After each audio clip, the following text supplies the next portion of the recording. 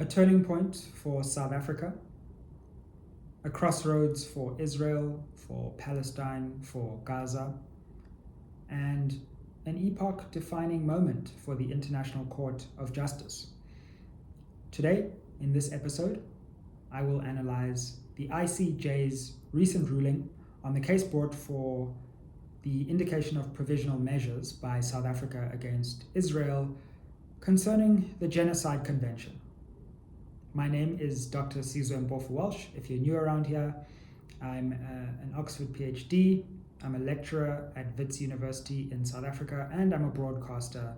And on this YouTube channel, we explore mostly South African politics, but a bit of geopolitics too. And welcome aboard if you're joining us again, or if you're watching from outside South Africa.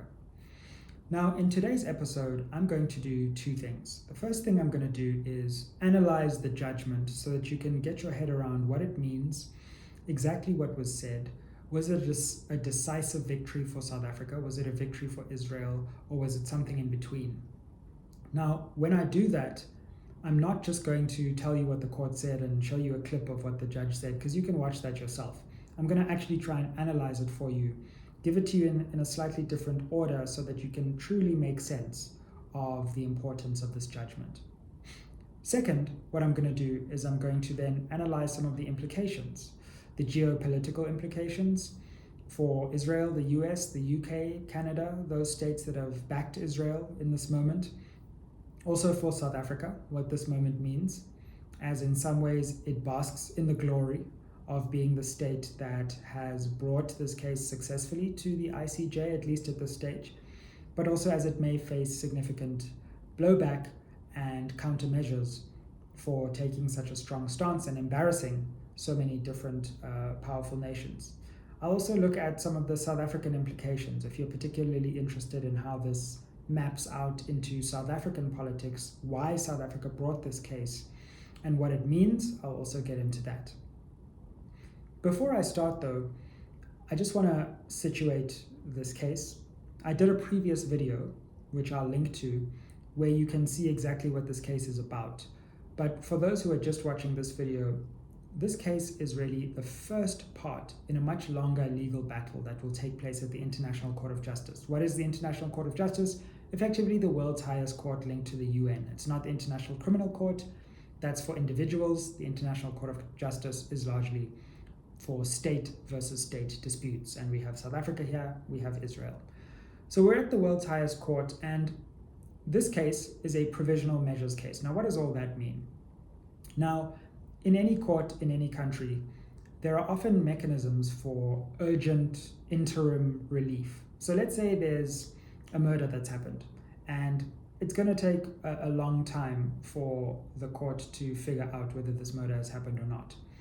Maybe there's an urgent interim step that can be taken to prevent, one of the victims or someone who might just be a victim, from harm. Something may happen in the distant future. There may be some deeper inquiry, but right now we need to urgently address this question. That's effectively what a provisional measures case is. It's an urgent form of relief. Now, let's then take a step back and look at what's trying to be proven here. It's not genocide qua genocide. It's not that Israel is committing genocide that's being proven here, but rather it is an attempt to say there may be genocide happening, and even if there's a prospect or a possibility that something that serious and that egregious could be unfolding, we need to take emergency immediate steps while we figure out the deeper factual question. So that's what this case right now is about. Provisional measures are like interim steps that need to be taken while we figure out the long-term thing. So having explained that, in order for South Africa to succeed, it had to come to the court and say, these are the steps we think should be taken. And effectively, South Africa asked for 9 emergency steps to be taken. Now, I'm not going to go through all 9 because it's going to get confusing, but what I'm going to do is group them together for you so you can understand largely what South Africa was after.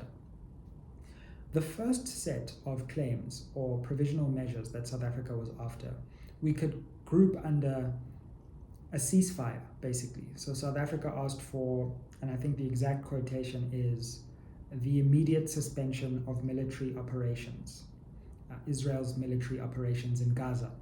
So that's effectively stop the campaign now.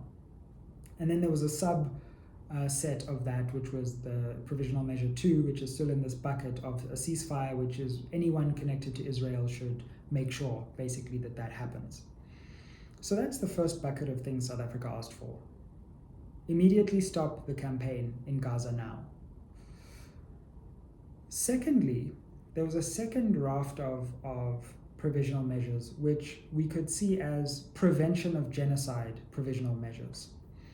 Those were things like making sure that there isn't excess in the conduct of the military campaign. So let's assume the military campaign is happening. In the conduct of that campaign, genocide should not be committed. So that's things like, civilian infrastructure, avoiding the killing of civilians and innocent civilians on this large scale, the provision of aid and humanitarian aid to people within this war zone.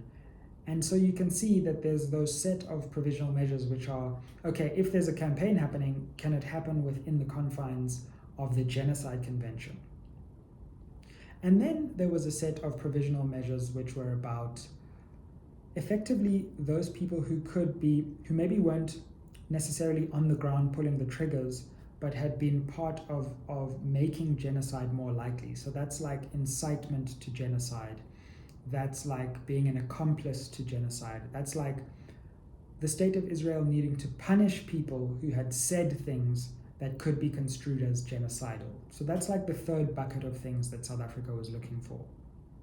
And then the fourth bucket of things were largely administrative or ancillary requests, things like the preservation of evidence around this, the fact that Israel would have to report to the court on how it was implementing these measures. And so you can really look at the provisional measures in those four buckets. So let's take a look then at the different sides of this case. Who argued what and what the court found? Now, in a nutshell, what I'll show you is that the court effectively, because it has the power to accept any provisional measure proposed by a country like South Africa in this case, or reject any provisional measure, or come up with provisional measures of its own, or accept some and reject others. The court effectively didn't grant South Africa the first bucket, which was the most ambitious bucket, and it was always unlikely to grant, which was ordering Israel to cease its military operations immediately. A ceasefire, basically. But it gave South Africa everything else that it wanted. Since I'm shooting this in one take, immediately after the judgment, allow me a sip of water. So that's effectively what happened. Let's put the water in frame, as it's now on our journey with us. And so South Africa got everything it wanted, except the most ambitious request, which was for Israel to stop its campaign. What does that mean? That means a lot, I will argue. It's very unlikely for a court like the International Court of Justice, although it has been done, to tell a state to stop an entire military campaign on the grounds of the Genocide Convention. That kind of request would go into the power of a court, what a court is able to do, whether a country would listen to the court, whether it would be a futile exercise to tell a country to do that or not. So quite apart from the merits of the case, it's always unlikely that a court will tell a country that's at war to stop the war, especially if it also can't tell the other combatant side to stop at the same time. So there's a reason that the cessation or the immediate suspension, as South Africa put it, of Israel's military operation was always going to be a long shot and unlikely for the court to rule. But for the court to say that, notwithstanding that in the conduct of this military operation, if it is to continue, Israel has to abide by the Genocide Convention and take all reasonable steps to avoid genocide, which would include things like not killing innocent civilians, allowing aid in, also punishing those who have, and more on that later because there's a lot we need to unpack on that, punishing those who have incited genocide or who have been accomplices. For the world's highest court to say that is effectively to legitimize the deeply held suspicion and long held assumption, the passionate argument that has been made by many that what is happening in Gaza is potentially one of the great crimes of our age. And for the court to find that even at this preliminary stage, even before we've looked into the merits and made a final decision, there is a prospect and a prima facie possibility that the rights protected in the Genocide Convention are actually at stake here, is to lend legitimacy to at least the prospect that the world is witnessing a harrowing genocide in real time, live streamed. And that matters symbolically, historically, legally, geopolitically.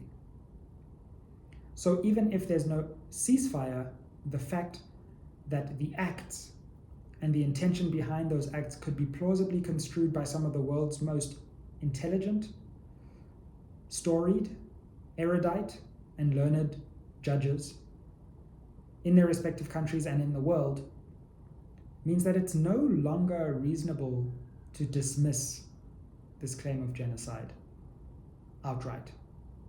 And that's ultimately why it matters. Here are some things worth pondering on as we look at the case. And as you can see, I'm analyzing it from a completely different perspective. I'm not going sequentially through what the judges said, but I'm trying to integrate all that's happening in this case at once. Have a look at this.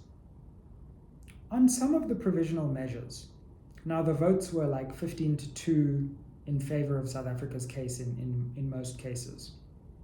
In other cases, it was 16-1. Ahmed Barak was the Israeli judge that the government of Israel appointed to serve on the ICJ. The ICJ allows ad hoc judges. So if there isn't a judge from a country that's implicated, the country can send a judge on their behalf. South Africa sent a judge, Justice Dikhan Moseneke, and Israel sent Ahmed Barak. Also, a very well-respected jurist within Israel. I believe he was a former chief justice. He is a former chief justice. And someone who has legal pedigree of renown in Israel. Even the Israeli judge voted for some of the provisional measures requested by South Africa relating to the punishment of people who had called for genocide in Israel, and also the humanitarian questions of the treatment of not preventing electricity, food, and water, and humanitarian aid. On those kinds of provisional measures, even the Israeli judge voted with South Africa. What's more, the president of the court, Justice Donahue, herself appointed by the United States, who has doggedly backed Israel throughout this conflict, no matter what Israel has done effectively. Even the American justice and the president of the court voted for South Africa. So I'm afraid these diversionary arguments, which try to suggest that South Africa is somehow in the pocket of either Iran, Hamas, or both, are just an attempt to deflect from the obvious factual questions when objectively looked at, even from people within states that have supported Israel, that point to a serious catastrophe unfolding at this moment. And when judges of the International Criminal Court say this kind of thing, in this preliminary way, granted,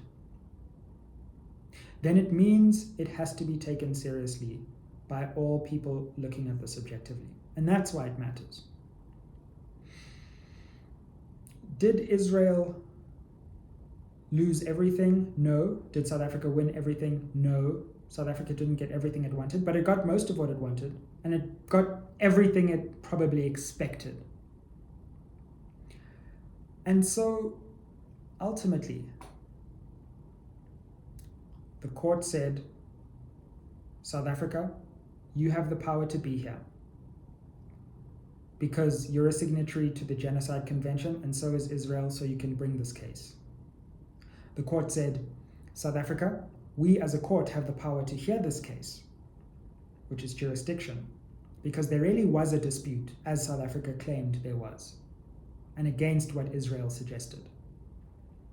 The court said, the acts that have been protested about by South Africa seem at this preliminary stage and based on UN investigations and statements, seem to invoke and threaten the rights in the Genocide Convention.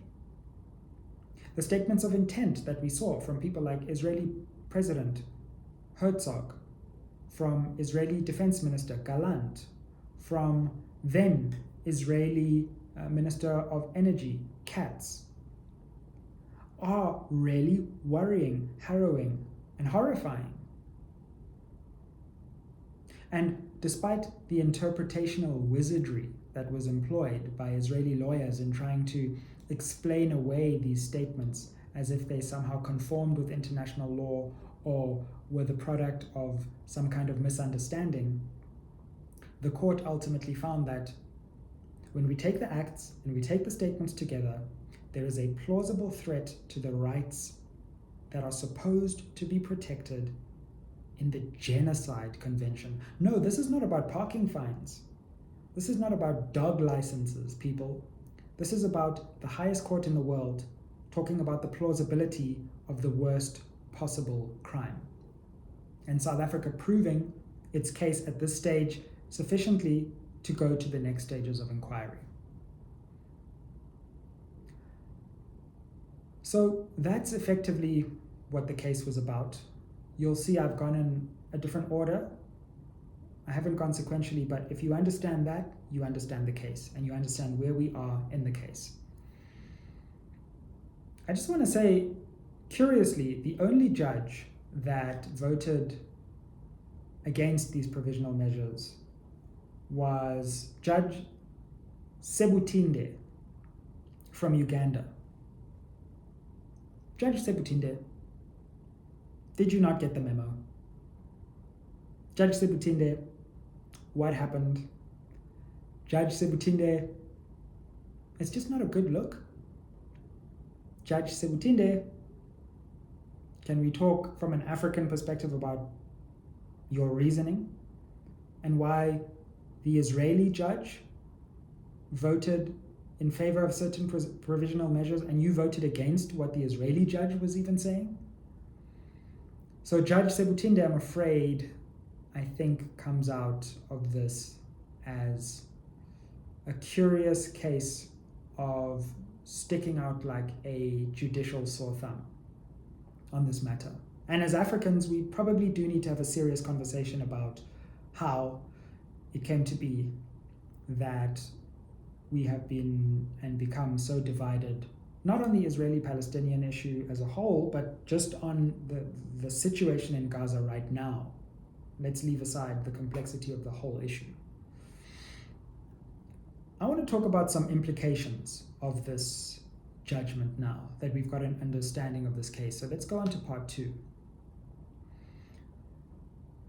Firstly, I want to talk just from a South African perspective, and let me give you insight if you're watching from outside South Africa on what's at stake here. And the first thing I need to say is that I've been extremely critical of the South African government for a very long time. I've been very critical of President Cyril Ramaphosa for the way that he has governed over the last 5 years. But allow me to say, South African government, take a bow.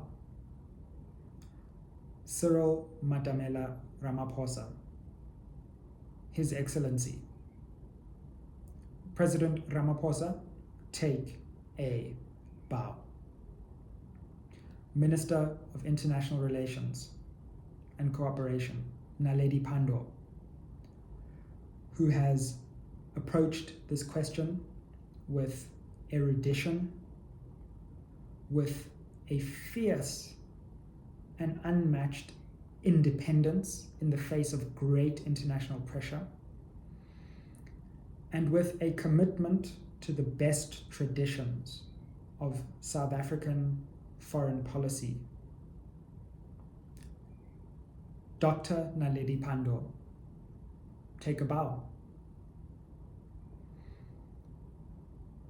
The ANC that has given support for this, take a bow. Opposition parties that have supported this move, the EFF and others, take a bow. The UDM, the ATM, I believe, and various other opposition parties. But more importantly,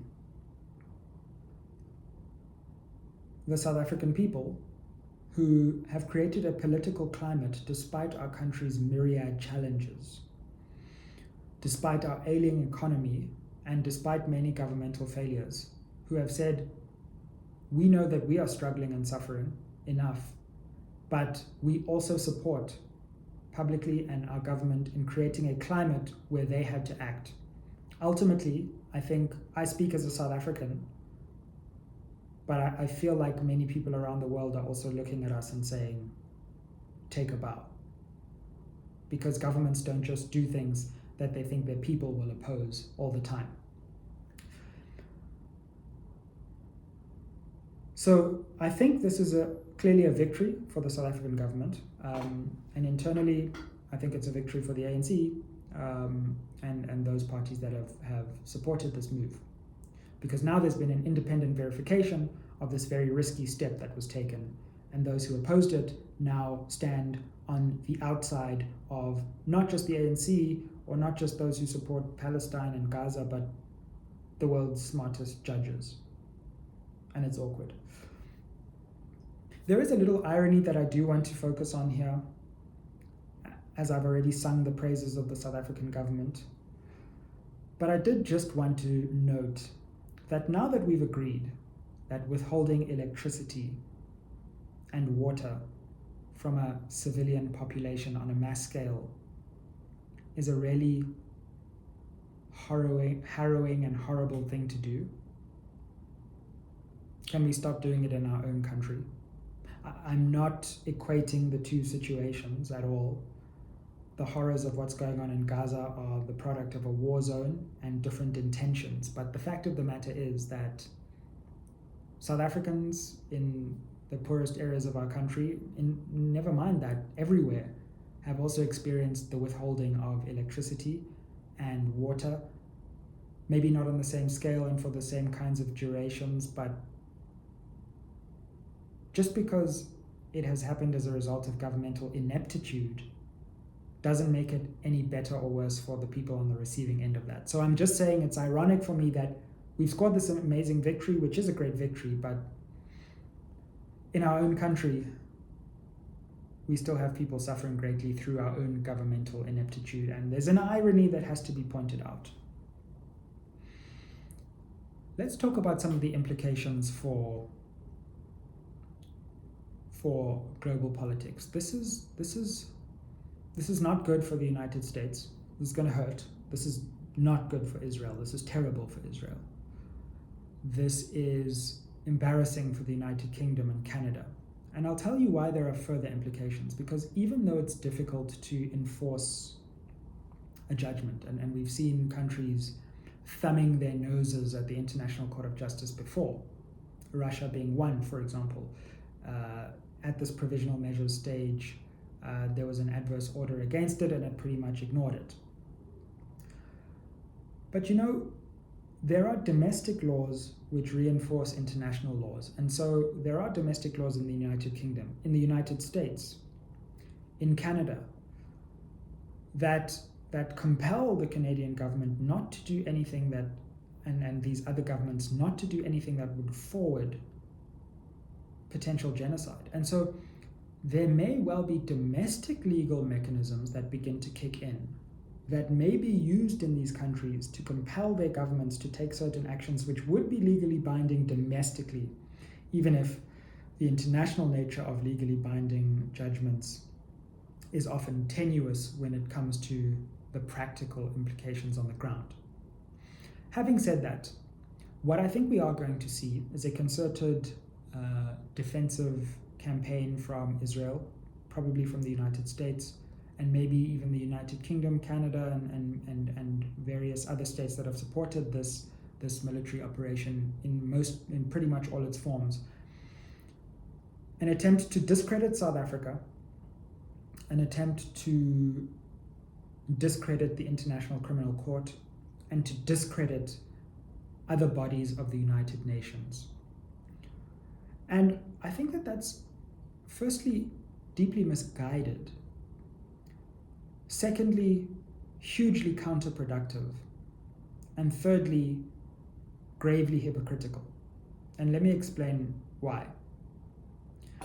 It's misguided because, quite frankly, once 16 or 15 independent judges have come to a determination, to suggest that all of this is some conspiracy backed by Iran and or Hamas is just implausible. The fact of the matter is that there is at least prima facie evidence to support South Africa's contention. So to try and divert and attack South Africa and say it's Hamas's lawyer and it's Iran's proxy and all of this, I just think is beside the point. The fact of the matter is that South Africa brought a legitimate question to the court, and the court has come to a reasonable judgment about it.